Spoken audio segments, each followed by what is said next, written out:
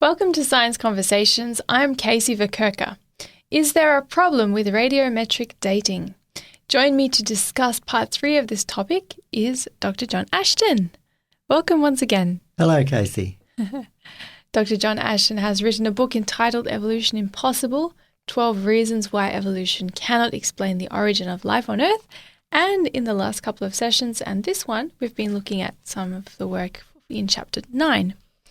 So we've talked obviously about sedimentation rates, continental erosion and the volcanic material that accumulates on the surface of the Earth. But there's also some biological clues, which we've talked about in previous sessions, but maybe we can mention them briefly here, that suggest that life on Earth must be much younger than what we are getting as age values from the radiometric dating of like fossilized rock material. Tell us a bit more about that. Yeah, sure. So again, the issue is that we look at radiometric dating as the gold standard for measuring ages and this sort of thing. What we've been discussing is that there is powerful evidence that says that these radiometric dating methods are greatly exaggerating the ages by orders of magnitude. And this is a very, very serious problem. And more evidence comes from a number of other different areas. For example, the discovery of soft tissue in dinosaur remains. So you've got dinosaurs, for example, are believed to have become extinct according to conventional dating 70 million years ago. And so how can soft tissue survive? And soft tissue has now been reported in dinosaurs found all around the world.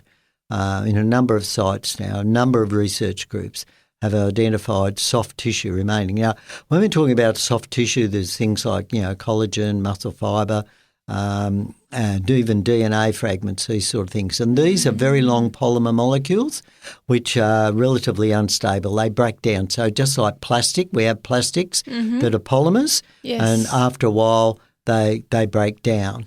And even the ones with special chemicals in them to preserve them, they can extend the life. But again, these long-chain molecules, particularly biomolecules that don't have these other chemicals in them to preserve them, are going to break down. So it seems very unrealistic that these long-chain molecules would have survived tens of millions of years. And this is on the basis of data that we do when we can study the rates at which these molecules break down. So this is another area of conflict of data.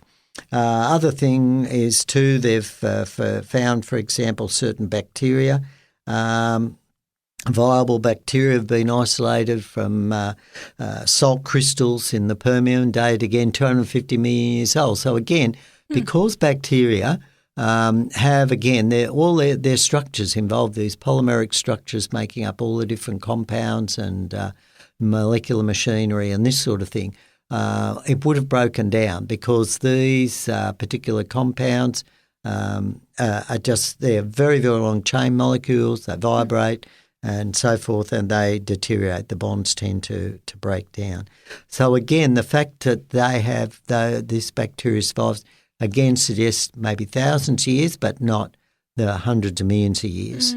So that's the other evidence. But I think really exciting material has come from the rate at which we're now measuring the accumulation of mutations in living DNA. This is a very, very exciting area. Some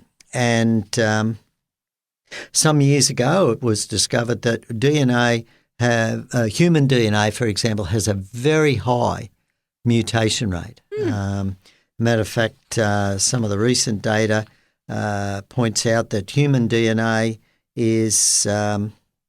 accumulates, at quite a large rate. Each generation accumulates more. Generate more errors in its DNA. And there's a lot of data that's been done on this, published in the top journals in the world. And it's interesting that Dr. John Stanford from Cornell University, who was a geneticist involved in a lot of the early genetic engineering work that was done, observed mutation accumulation rates and that human DNA accumulates a huge 90,000 errors in just about 6,000 years. And so that is that if we took the biblical lifespan, that is about 0.003% of our DNA was become operative in less than 10,000 years. And so by 6 million years, 3% of our DNA, or 1 in every 33 pieces of code, would be damaged. So it's inconceivable that that humans would be able to function. In other words, we would have died out long before 6 million years. So this degradation really is putting a time limit on how long human beings could have existed, because it's going down, like the rate is the mutations are accelerating more than what humans would be able to sustain life indefinitely. Is that pretty much how it is? Well, that's right, yeah. So what we're saying is that if we say, the sort of the ancestors, the ape-like creatures that humans evolved from, and pushing the date back 6 million years, and people are trying to push back humanity further and further these days. If we look at mutation rates, then it's impossible. We can't be that old. 1 in 33 pieces of code would have been damaged. And the other fascinating thing is too that the DNA is deteriorating. It's not evolving into improved DNA. So what we're actually observing is the very opposite to evolution. And of course, we've talked about this earlier, but this is another very important area. Now, the DNA of mammals and birds and these sort of things and the biochemistry associated with DNA, of course, is extremely complex. And so, for example, if we damage the code that is going to be responsible for beta cell production in the pancreas, then we're going to die from diabetes. So what we're saying is that you just have to damage critical pieces of the code for the species to have died out. So once you damage that, and also again, if you damage a piece of code just for one section in the blood clotting chain, then we're going to bleed to death, very quickly. Just in one section. So just one small area has to accumulate enough mutations to make that inoperable, and we're going to die out. So if these mutations then are spread and develop, and that's why we know the rate of genetic diseases is accumulating in humans. When I last checked, which would probably be a few years ago now, but the Johns Hopkins University Register of genetic illness in human genetic diseases, there's now over 10,000 different diseases that are caused by defects in the human genetic code. So we're actually accumulating these. And these, defects. Of course, get passed on to the next one. So the next generation is going to be, they have these defects already, and so they're at a disadvantage for continuing the species. Well, that's onwards. right. So we're all accumulating these mutations. Now, again, originally, as God made it, we get DNA part from mum and part from dad, and the idea is that hopefully, if there's a bit of damaged DNA in dad, then mum has the correct one, and vice versa.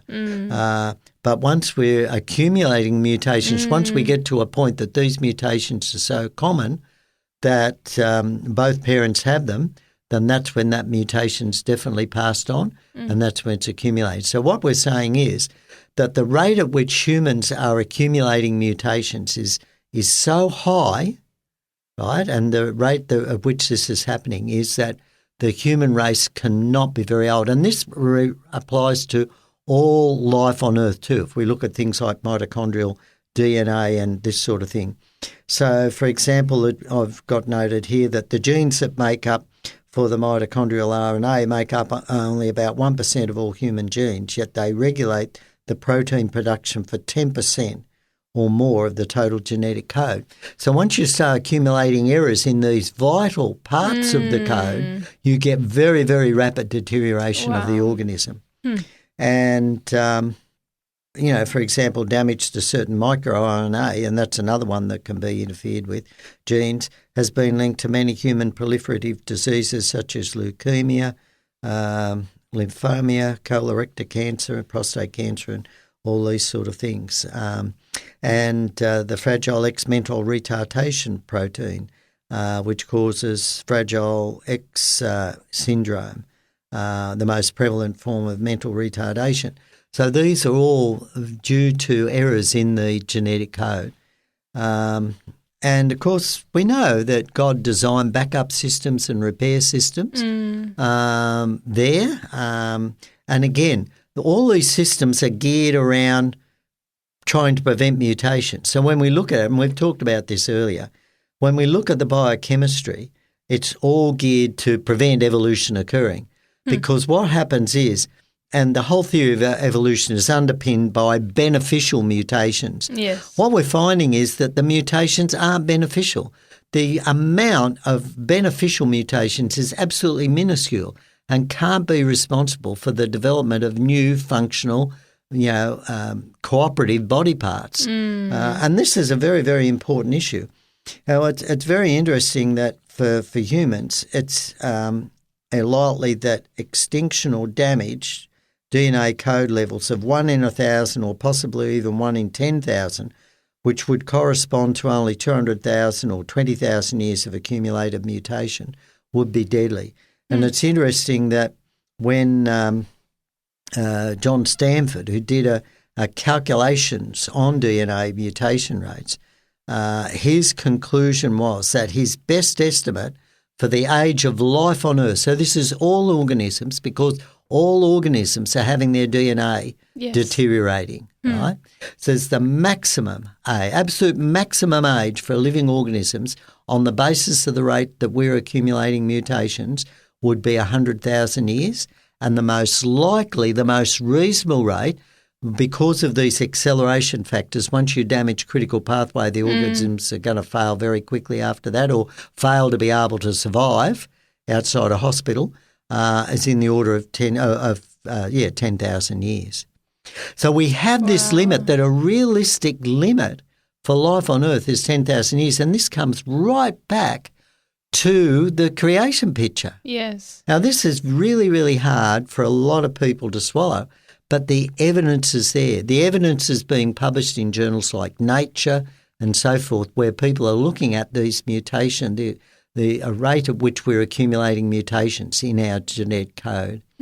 So it's not being talked about that much. It's not getting into the science curriculums in high schools and universities and these sort of things. But the evidence is out there. It's being kept from people that when we look at this data, it's all converging in so many ways that life on Earth is only in the order of the biblical timeline, thousands of years old.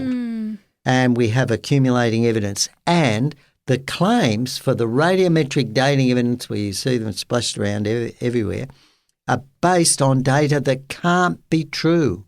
It can't be correct. You can't date these rocks as hundreds of millions of years old. You can't say that deposit formed then, because it would have eroded away. It would have all eroded away in that time. And this message just isn't getting through. It isn't getting through to the textbooks. And the sad part about it that concerns me is that people are writing off their faith in God. They're writing off the powerful evidence we have that the Bible was inspired by God. It's a supernaturally inspired book, that we have a supernatural creator. And the evidence is, the scientific evidence we can go and measure is pointing to that, but it's being written off because people believe these radiometric dating dates. Compelling things to consider, and certainly good to have the opportunity to think about these other evidences, as you say, that are not talked about freely, but actually are out there for us to take into consideration. So thank you so much for sharing your thoughts and research and time today. Next time, we're going to examine the question, how accurate is carbon-14 dating? So we're going to dive into that in depth. Be sure to join us.